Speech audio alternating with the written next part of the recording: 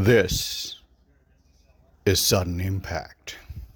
With a little over 2 weeks until TNA's Slammiversary event, the current card has 7 matches on it already, most having been built up over the past couple of weeks and months. So in this episode, I will discuss the matches that are currently on the card and also some matches that I think should be added to the card to make it an epic night. Hello, everyone. I'm John, and welcome to another episode of Sudden Impact, your premier destination for news about TNA wrestling. So without further ado, let's get started. So we start off with the first match that is shown on TNA's website on the Slammiversary event page. This being the Knockouts World Tag Team Championship match between the champions of the Elegance brand going up against the newly returned Inspiration. So this match has been built up since the Aussie duo returned to the company at Against All Odds earlier this year, with Cassie, as in Cassie Lee, even mentioning it in a backstage interview during the Against All Odds event. So this has been built up in backstage segments, including an incident at the most recent Pittsburgh tapings. Now, I won't go into it, but if you haven't seen this week's episode of Impact, I suggest you do that because it'll show you what happened in that incident. So this has been built up by all of the wrestlers and should be a way that actually makes the Knockouts Tag Team Championships actually seem like they've been given some attention and actually not an afterthought for TNA wrestling. Now, this is just my opinion, but I do feel that TNA has considered these belts as much of an afterthought, even though they've been back in the company for a couple of years now. But this is the most attention that they've got recently. Are you liking this video? Want to see more? Then like, share, and subscribe to this channel. It's free, and it helps me produce more content like this. Go ahead and do it so I can continue to bring you the news from TNA Wrestling. And now, back to the show. So the next few matches do contain a couple of spoilers from last Thursday's episode of Impact. So skip ahead to the next timestamp in the description. Otherwise, I'll just discuss the matches on this one now. So this is a singles match that is between the Knockouts, Tessa Blanchard, and Indy Hartwell. These two Knockouts consider themselves to be the next challenger for Marsha Slamowitz's World Championship.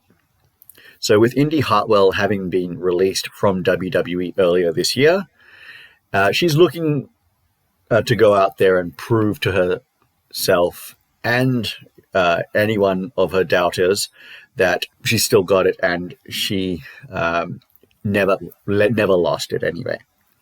So this is quite an important match for her on her behalf. And she has also said that in her first TNA appearance that she's signed with TNA to become the Knockouts champion.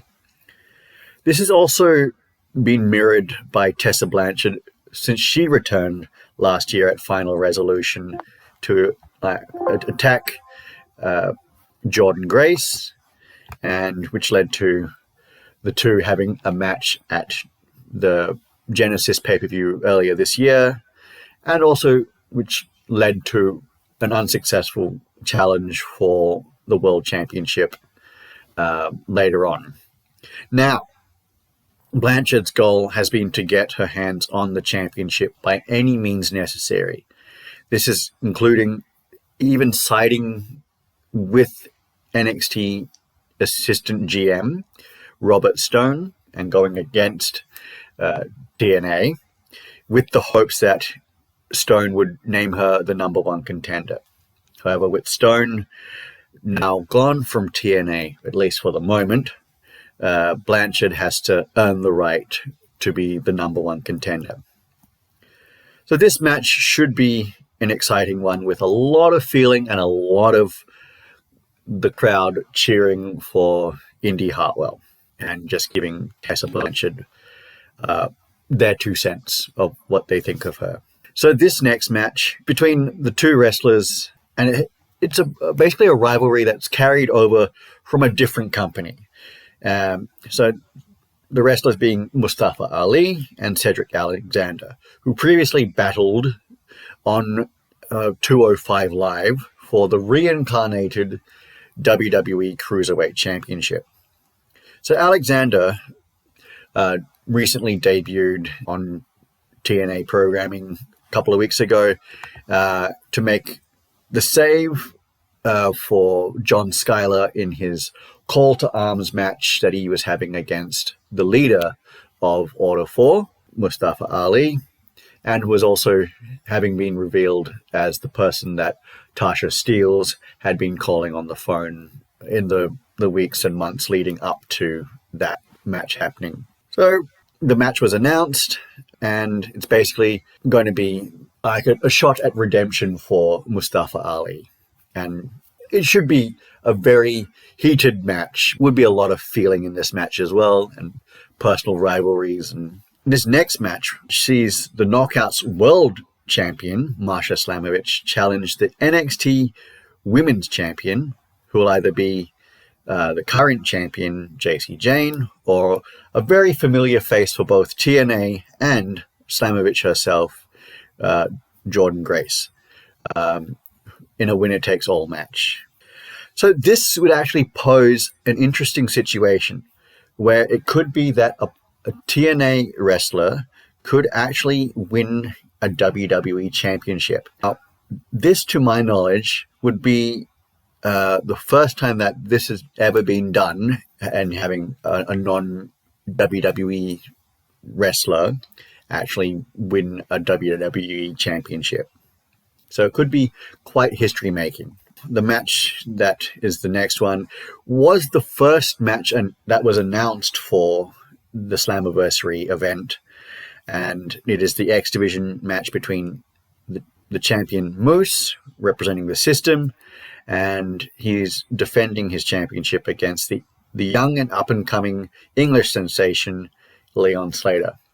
Now, Slater is looking to become the youngest X Division champion, and is the very reason that this division still exists. I mean, some of the things he is able to do is just amazing.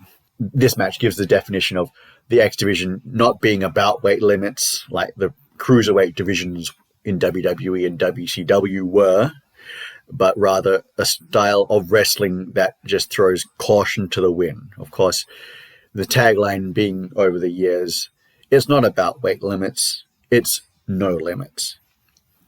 So Moose has defended his championship successfully for over 250 days.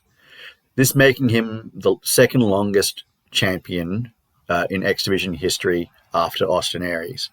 So he's defended his championship by rather using distraction and interference caused by his teammates from the system.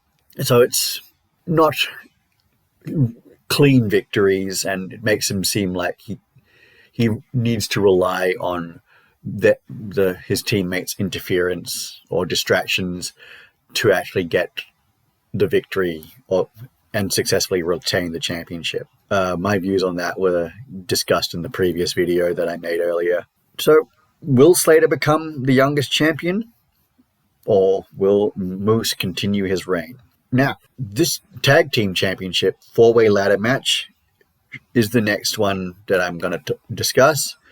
This one features the champions Nick Nemeth and Mokuba Kaiba if you know, you know, Ryan Nemeth, of course, defending the championships against the team who are legends of both tag team wrestling and the ladder match, basically being the reason why the ladder match is such a popular match now, being the Hardys, Matt and Jeff. They would be competing against the Rascals of Zachary Wentz and possibly Myron Reed, who would be filling in for the injured Trey Miguel. And First Class is AJ Francis and Casey Navarro. Now, this match should be awesome, as all ladder matches generally are, with high-flying action and the added danger that always comes with ladder matches. Now, the final match that has been announced for the moment for Slammiversary should be the main event, and it is for the TNA World Championship, which will be defended in a three-way match between the champion of NXT's Trick Williams, Joe Hendry, who is using his rematch clause to get this match, and Mike Santana, who was also recently added to this match after just being the standout wrestler for this first half of the year. Now, personally, I feel that NXT has treated Williams' winning and subsequent defenses of the TNA World Championship with the correct urgency and from the TNA wrestlers, and that none of them were happy that the championship is being currently around the waist of a non-TNA wrestler. So hopefully this means that Santana and Hendry will work together to take out Williams early in the match, and so just making it a one-on-one match, so that it'll definitely come back to TNA hands. Now, this match hasn't been announced for Slammiversary, but I think it will soon, given the way it is being built up. Now, this match is the International Championship, so this is going to be, I think it's going to be another three-way match, unless there's someone else who gets added into the mix. Current competitors, I think that would be in this match, of course, the champion Steve Macklin, newly returned Jake Something, and Matt Warner. So hopefully TNA will announce this match either during the week, either before the Impact episode, or actually on Impact, giving the wrestlers enough time to actually build and hype the match up themselves.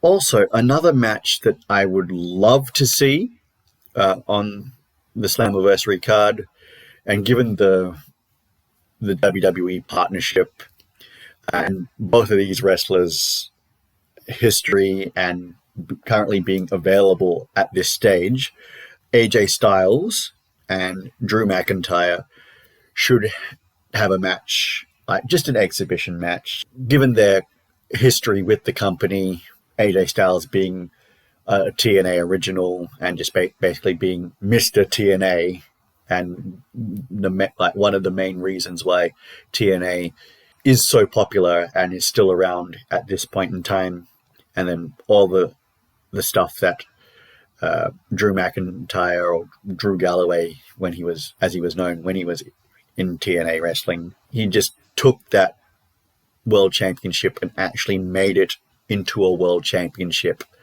by taking it around to different companies around the world and just defending it. He was like a man possessed. So if this match was to be announced by TNA, it could possibly set an attendance record for the company, given the popularity and drawing power of both wrestlers, and would be a great way for WWE to return the favor for them having used Joe Hendry in a match at WrestleMania. So let me know if you guys are excited for the Slammiversary pay-per-view and any of the matches that you would want to see on this card. That's all for this episode. Remember to like, share, and subscribe to the channel. Leave your comments down below and ring the bell for notifications on new videos.